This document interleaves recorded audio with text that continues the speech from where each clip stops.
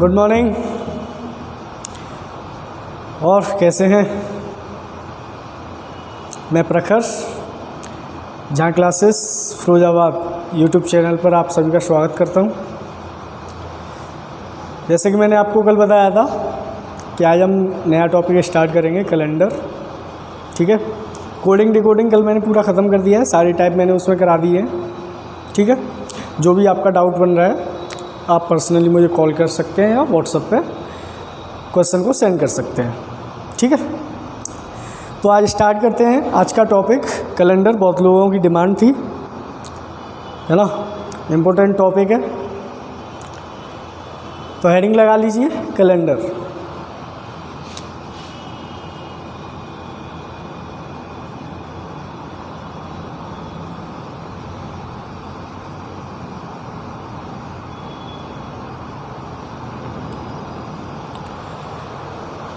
तो वही कैलेंडर की अगर बात करें तो कैलेंडर स्टार्ट करने से पहले सबसे पहले तो आपको ये आना चाहिए कि लीप वर्ष क्या होते हैं। सब लोगों को पता है लीप वर्ष क्या होते हैं। ऐसी वर्ष जिसमें 4 से भाग पूरा चला जाता है वो एक लीप वर्ष होता है। बात एकदम सही है, गलत नहीं है ना।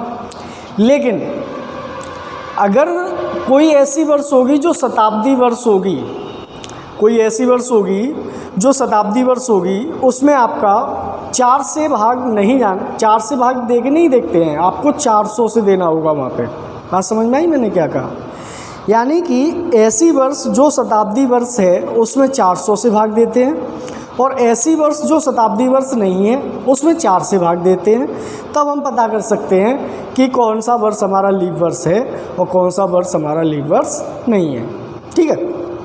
तो बात करेंगे लीप वर्ष की।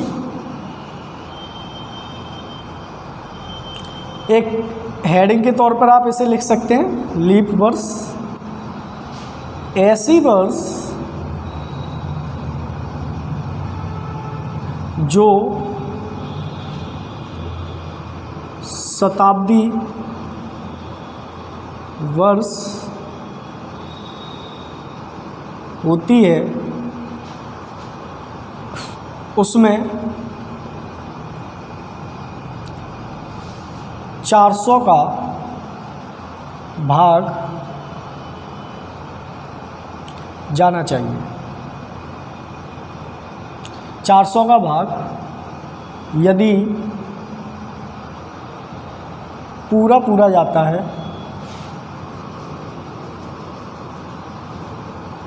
तो वह वर्ष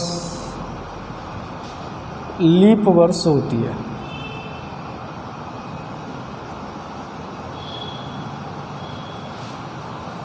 ठीक है। जैसे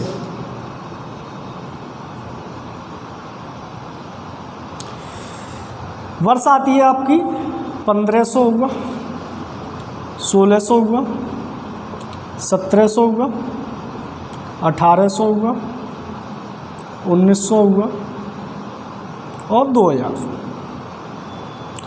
किसका भाग जाना चाहिए भाई? 400 का।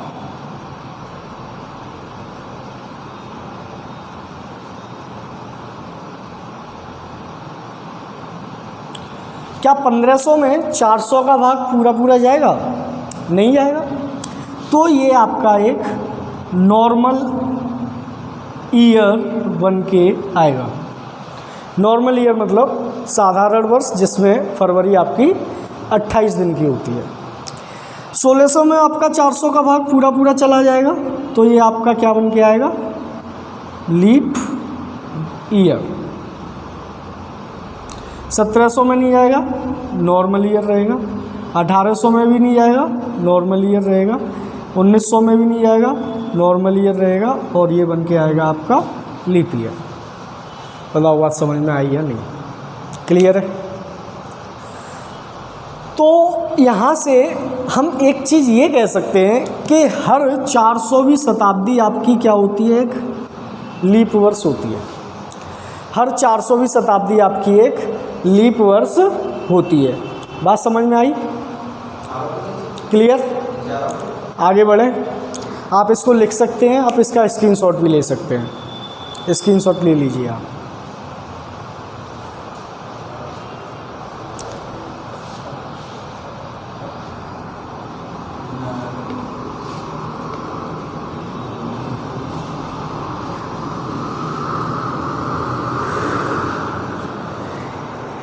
लीप वर्ष में ही आपको पॉइंट नंबर 2 लिखना है, ऐसी वर्ष जो शताब्दी वर्ष नहीं होती। ऐसी वर्ष जो शताब्दी वर्ष नहीं होती, उसमें 4 का भाग यदि पूरा पूरा जाता है तो वह लीप वर्ष होती है। जैसे मैंने कहा 2007, 2008, 2009, 2010, 2011 और 2012। इसमें भाग किससे जाना चाहिए? 4 से।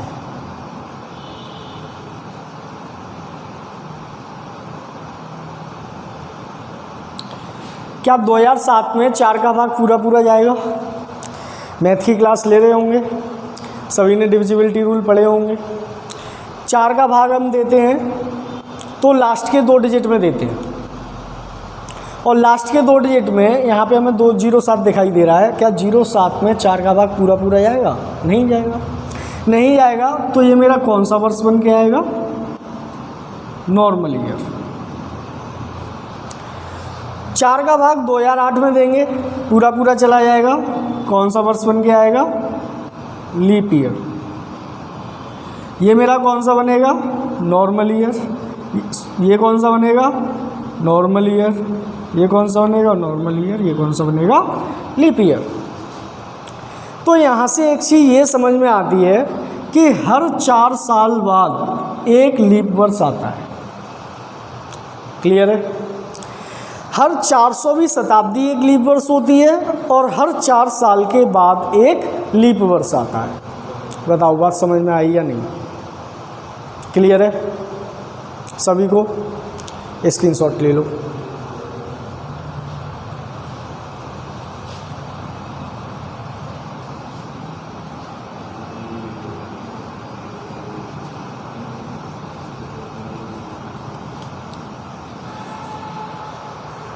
तो भाई ये तो थे आपके लीप वर्ष।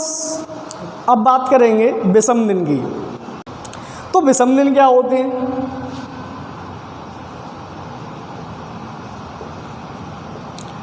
विषम दिन का मतलब आप समझ लो, विषम दिन का मतलब होता है फालतू दिन।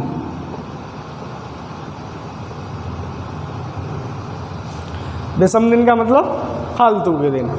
जैसे आपको सबको पता है दिन कितने होते हैं? एक क्वेश्चन बताओ, चलो बेटा दिन बताओ, दिन कितने होते हैं? ये क्वेश्चन है, और इसके मैं ऑप्शन दे रहा हूँ। पहला ऑप्शन, दूसरा ऑप्शन, तीसरा ऑप्शन, चौथा ऑप्शन, और ऑप्शन है 365, 366, 365 या 366 और 7। जिस बच्चे ने मेरी क्लास ली हुई है सबको पता होगा कि ये क्वेश्चन मैं ज़रूर देता हूँ सबको, है ना। मेरा सबसे पहला क्वेश्चन आपके लिए यही रहता है कि दिन कितने होते हैं। मैक्सिमम बच्चे इसका आंसर जो लगाते हैं वो 365 या 366 लगा देते हैं, क्योंकि उन्हें ये नहीं पता कि उसने तो भाई केवल ये पूछा है दिन कितने होते हैं। वो ये सोच लेते हैं कि एक साल में पूछ लिया, है ना। दिन तो हमारे केवल 7 होते हैं, सोम, मंगल, बुध, गुरु, शुक्र, शनि, रवि, और उसके बाद फिर से सोमवार आ जाता है। बात समझ में आ रही है ना। तो दिन होते हैं केवल 7। लेकिन अगर यही क्वेश्चन वो इस तरीके से पूछ लेता कि बेटा बताओ एक साधारण वर्ष में दिन कितने होते हैं, एक साधारण वर्ष में दिन कितने होते हैं, तब आप आंसर लगाएंगे 365। और अगर यहीं पर वो ऐसे बोल दे कि एक लीप वर्ष में दिन कितने होते हैं, तो आप आंसर लगाएंगे क्या, 366। और अगर सीधे सीधे वो केवल ये बोले कि एक वर्ष में दिन कितने होते हैं, तो आप लगाएंगे 365 या 366। ठीक है, 365 या 366। बात समझ में आई, क्लियर है ना सभी को। अब विषम दिन की बात करें, मैं विषम दिन की आपकी बात कर रहा था, है ना। तो दिन होते हैं हमारे कितने, 7। दिन कितने होते हैं, 7। कौन कौन से, Sunday, Monday, Tuesday, Wednesday, Thursday, Friday और सैटरडे। ठीक, और सैटरडे के बाद फिर से क्या आ जाता है बेटा, संडे आ जाता है। क्लियर है ना। अच्छा, बात करें जनवरी की। जनवरी की अगर बात करें तो जनवरी में सबको पता होगा 31 दिन होते हैं। नहीं पता तो कैलेंडर चेक कर लो अपने अपने मोबाइल में, 31 दिन होते हैं। ठीक है, अब 31 दिन के अंदर ये 7 दिनों का सर्कल कितनी बार पूरा होगा भाई। संडे आएगा, मंडे आएगा, ट्यूसडे, ऐसे चलता जाएगा, फिर से सैटरडे के बाद फिर से संडे आएगा। तो इस तरीके से 31 दिन के अंदर इन 7 दिनों का सर्कल कितनी बार पूरा होगा। तो आप क्या करेंगे, 31 में 7 से देंगे क्या भाग, 7 चौक 28, बचा कितना 3। यानी कि जो 7 दिन का जो सर्कल होगा वो कितनी बार पूरा होगा, 4 बार। ठीक, और ये जो 3 हमारा शेष आया, यही हमारे होते हैं विषम दिन। बताओ बात समझ में आई या नहीं। बहुत ही बेसिक से लेके चल रहा हूँ, एकदम छोटी छोटी चीज़ें बताते हुए चलूँगा। ठीक है, कैलेंडर आज के बाद कभी नहीं भूलोगे, एक बार पढ़ लो और घर पर रिवीजन कर लो, है ना। ये तो हो गई जनवरी की, कि जनवरी में हमारे विषम दिन कितने आ गए। जनवरी में विषम दिन कितने हो गए, 3। कैसे, 7 का भाग देके शेष आया 3, रिमाइंडर आया 3। बात करेंगे फरवरी की, तो सबको पता है फरवरी में हमारे दिन जो 28 भी होते हैं और 29 भी होते हैं। और अगर मैं 28 में 7 से भाग देता हूं तो मेरा शेष आता है 0, और 29 में 7 का भाग देता हूं तो शेष आता है 1। तो फरवरी एक ऐसा महीना होता है जिसमें हमारे विषम दिन 0 भी हो सकते हैं और 1 भी हो सकता है। ठीक, क्लियर है। इसके बाद आता है मार्च। मार्च में दिन होते हैं आपके 31, और 31 में अगर आप 7 से भाग दोगे तो शेष आएगा 3। और उसके बाद आता है अप्रैल। अप्रैल में दिन होते हैं 30 और शेष आएगा कितना, 2। क्लियर है सभी को।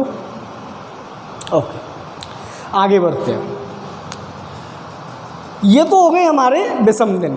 अब विषम दिन का एक फॉर्मूला भी होता है, विषम दिन का एक फॉर्मूला भी होता है। तो वो फॉर्मूला देख लेते हैं, फॉर्मूला क्या है। जो हमारे विषम दिन होते हैं वो ईयर प्लस लीप ईयर के इक्वल होता है। यानी कि ईयर के अंदर अगर मैं लीप ईयर ऐड कर दूं, ईयर के अंदर अगर मैं लीप ईयर ऐड कर दूं तो वो मेरे क्या बन के आ जाते हैं, विषम दिन बन के आ जाते हैं। बताओ बात समझ में आ रही है। अच्छा, एक बात बताओ, एक साधारण वर्ष में अब दिन बताइए विषम दिन। एक साधारण वर्ष में विषम दिन, एक साधारण वर्ष में मुझे विषम दिन बताने हैं। तो क्या करेंगे, सबको पता है 365 दिन होते हैं साधारण वर्ष में, अभी अभी बताया था, है ना। और अगर मैं इसमें 7 से भाग देता हूँ तो मेरा शेष बच के आता है कितना, 1 बच के आएगा। कैसे, 7 पन्ना 35, बचा 1, 15 हो गए, 7 दूनी 14, बचा 1। यानी एक साधारण वर्ष में हमारे विषम दिन होंगे 1। और अगर मैं कहता एक लीप वर्ष में, एक लीप वर्ष में विषम दिन।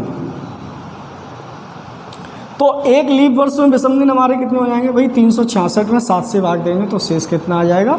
2। बताओ बात समझ में आई या नहीं? इतना लिखो फिर आगे बढ़ते हैं। स्क्रीनशॉट ले लो, बाद में लिखते रहना।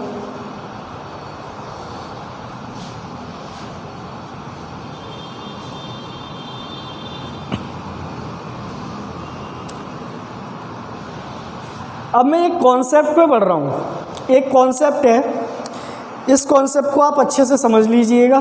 क्वेश्चन बन के आते हैं, इससे 5 क्वेश्चन बन के आते हैं। क्वेश्चन ऐसे बन के आएगा कि निम्न में से ऐसा कौन सा दिन है जो शताब्दी वर्ष का प्रथम दिन हो सकता है।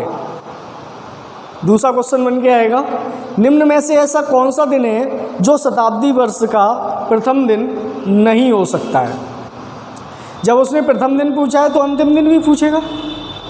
तो निम्न में से ऐसा कौन सा दिन है जो अंतिम दिन हो सकता है और अंतिम दिन नहीं हो सकता है।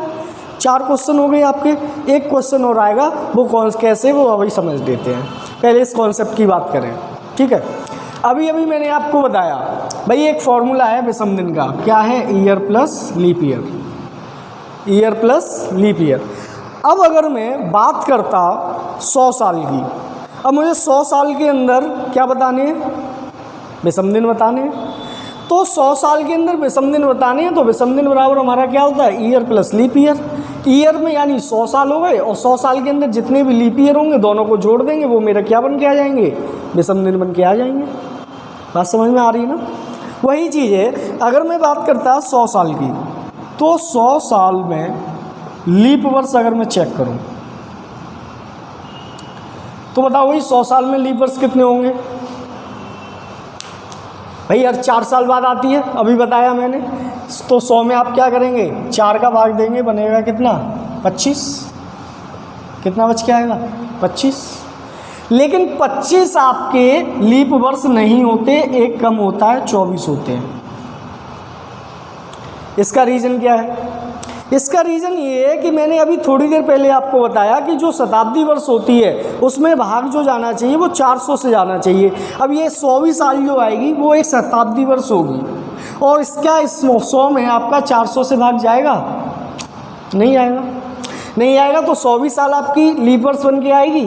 नहीं बन के आएगी। इसी वजह से एक साल मैंने यहाँ से कम कर दिया है। तो 25 लीप वर्ष नहीं होते, 24 लीप वर्ष होते हैं। बात समझ में आ गई?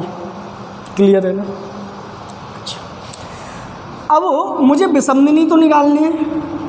विषम दिन होता क्या है? Year plus leap year. Year कितने हैं आपके भाई? 100। लीप ईयर कितने आ रहे हैं आपके 100 साल में? 24। दोनों को जोड़ देंगे, बन जाएगा क्या? विषम दिन। तो बस वही चीज़, विषम दिन निकालने के लिए आप क्या करेंगे? 100 में 24 जोड़ देंगे, 124 बन के आ जाएगा, और 7 का भाग दोगे तो शेष बच के आएगा 5। बताओ बात समझ में आई या नहीं? क्लियर है? फॉर्मूला याद रखना है, ईयर प्लस लीप ईयर, ठीक है।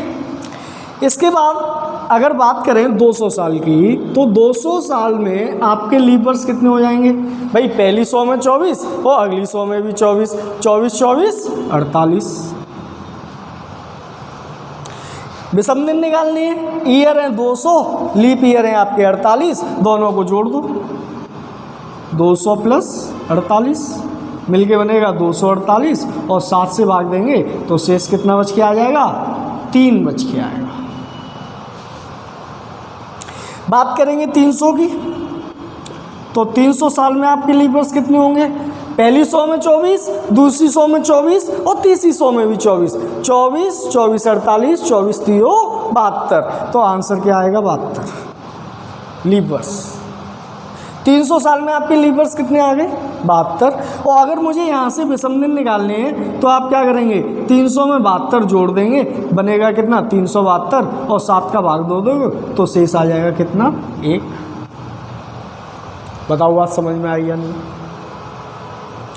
अब सेम प्रोसेस होगी 400 साल के लिए, तो 400 साल में आपके जो लीप वर्ष बन के आएंगे वो कितने बन के आएंगे? तो भाई पहली 100 में 24, दूसरी 100 में 24, तीसरी 100 में 24 और चौथी 100 में भी 24। तो 24, 24 48, 24 3 72, 24 चौक 96। ठीक है, लेकिन ये तो हो गए आपके कितने 96। भाई अब ये शताब्दी वर्ष है 400 भी, और इसमें 400 से भाग पूरा पूरा जाएगा, और जब 400 से भाग पूरा जाएगा तो एक आपका लीप वर्ष बढ़ जाएगा। कितने हो जाएंगे बेटा? 97।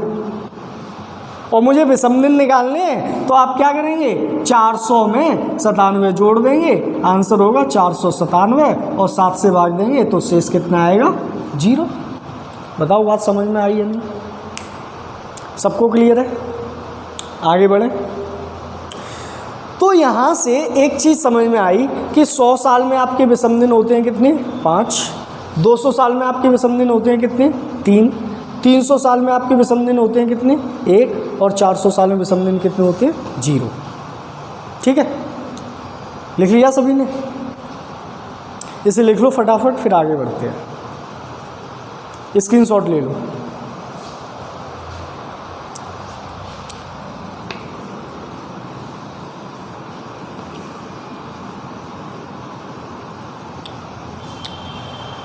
वही चीज़ भाई अभी अभी निकाला। 100 साल में विषम दिन कितने थे? 5। 200 में कितने थे? 3 थे। 300 में कितने थे? 1। और 400 में 0। 5 3 1 0।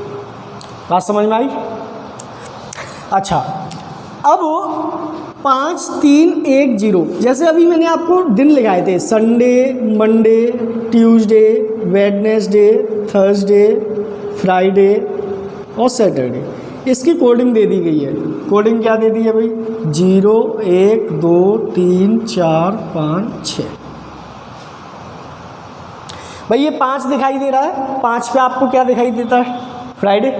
तो 5 का मतलब क्या हो गया? फ्राइडे हो गया।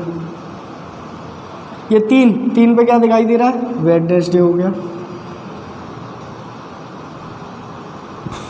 1 पे क्या दिखाई दे रहा है? मंडे। और 0 पे क्या दिखाई दे रहा है? संडे। ये जो आपके दिन आए, ये जो आपके दिन आपको दिखाई दे रहे हैं, फ्राइडे, वेडनेसडे, मंडे और संडे, ये 4 दिन आपके शताब्दी वर्ष के अंतिम दिन होते हैं। शताब्दी वर्ष के ये 4 दिन अंतिम दिन हो सकते हैं। बात समझ में आई? अगर मैं कहता 100वीं साल का अंतिम दिन, 100वीं शताब्दी का अंतिम दिन क्या होगा? वो फ्राइडे होगा। 200वीं शताब्दी का अंतिम दिन क्या होगा? वेडनेसडे होगा। 300वीं शताब्दी का अंतिम दिन मंडे होगा, और 400वीं शताब्दी का अंतिम दिन संडे होगा। क्लियर है ना? बात समझ में आई? अच्छा, इसके बाद बात करें तो एक बात बताओ, अगर मैं कहता 31 दिसंबर 2005, 31 दिसंबर 2005 को तुम्हारा सोमवार है, तो 1 जनवरी 2006 को क्या होगा?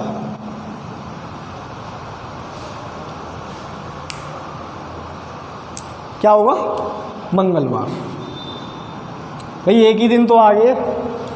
31 दिसंबर सबसे लास्ट का दिन है 2005 का। 1 जनवरी एक दिन आगे ही का तो दिन आता है ना भाई। 31 मनाते हो कि नहीं मनाते हो? 31 नाइट बनाते हो, अगले दिन क्या आता है? न्यू ईयर आता है। वही चीज़ है कि 31 डे यानी 2005 का अंतिम दिन, और जैसे ही आप एक दिन आगे बढ़े 2006 का पहला दिन बन गया। क्लियर है ना? वही चीज़ मैं आपको यहाँ पे लगा रहा हूँ कि 100वीं साल का आपका अंतिम दिन फ्राइडे है। 100वीं साल का अंतिम दिन फ्राइडे है, और जैसे ही आप एक दिन आगे बढ़ोगे, और जैसे ही एक दिन आगे बढ़ोगे, वो 200वीं साल का पहला दिन बनेगा कि नहीं? बताओ, 200वीं शताब्दी का पहला दिन बनेगा कि नहीं बनेगा? बोलो। वही चीज़ है कि 100वीं साल का अंतिम दिन है फ्राइडे, आप एक दिन आगे बढ़ेंगे तो 200वीं शताब्दी का पहला दिन क्या बन के आ जाएगा? सैटरडे।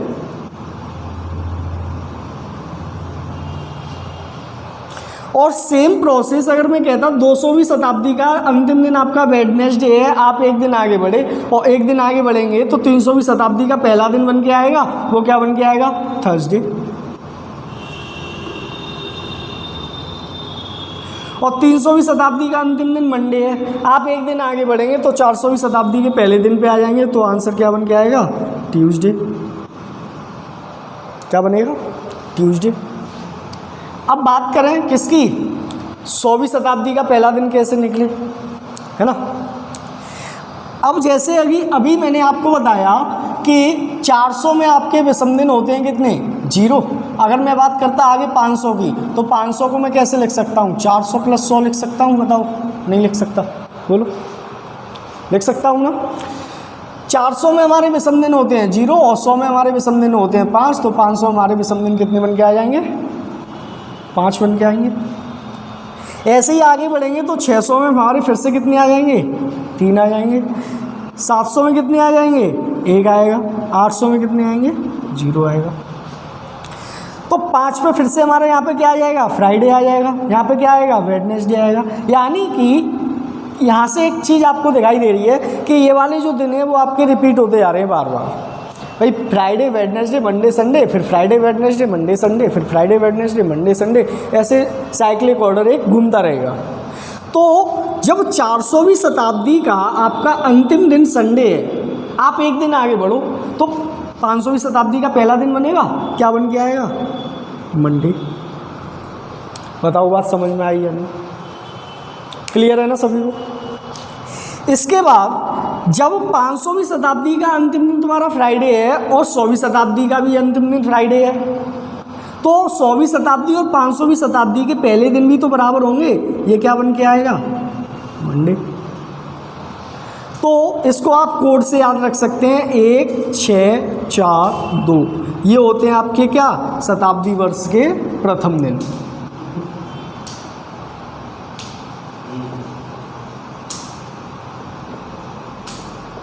तो आज मैंने आपको ये कॉन्सेप्ट बताया।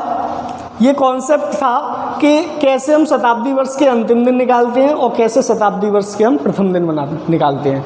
और बहुत ही ज़्यादा मोस्ट इंपॉर्टेंट क्वेश्चन है। 4 क्वेश्चन तो इसमें से बनते ही बनते हैं। कौन सा दिन शताब्दी वर्ष का अंतिम दिन हो सकता है, कौन सा नहीं हो सकता है, ठीक है। इसके बाद अच्छा बात करते हैं, एक क्वेश्चन और बन के आता है यहाँ से कि ऐसा कौन सा दिन है जो शताब्दी वर्ष का अंतिम दिन हो सकता है और प्रथम दिन भी हो सकता है। ऐसा कौन सा दिन है जो शताब्दी वर्ष का अंतिम दिन भी हो सकता है और प्रथम दिन भी हो सकता है? तो आपको दिखाई दे रहा है क्या? मंडे आपको अंतिम दिन में भी दिखाई दे रहा है और प्रथम दिन के अंदर भी दिखाई दे रहा है, ठीक है। बात समझ में आ गई। अब बात करें अंतिम दिन कौन से नहीं हो सकते, तो भाई इतने तो आप लगा सकते हो। जब ये 4 दिन हो सकते हैं तो बाकी के जो 3 दिन बचे हैं वो नहीं हो सकते, ठीक है। प्रथम दिन की बात करें, भाई प्रथम दिन में ये 4 दिन आपके हो सकते हैं तो बाकी के 3 दिन नहीं हो सकते। क्लियर है ना? समझ में आ रहा है सभी को? तो ये कॉन्सेप्ट है आपका क्या? शताब्दी वर्ष के प्रथम दिन और अंतिम दिन निकालने का, ठीक है।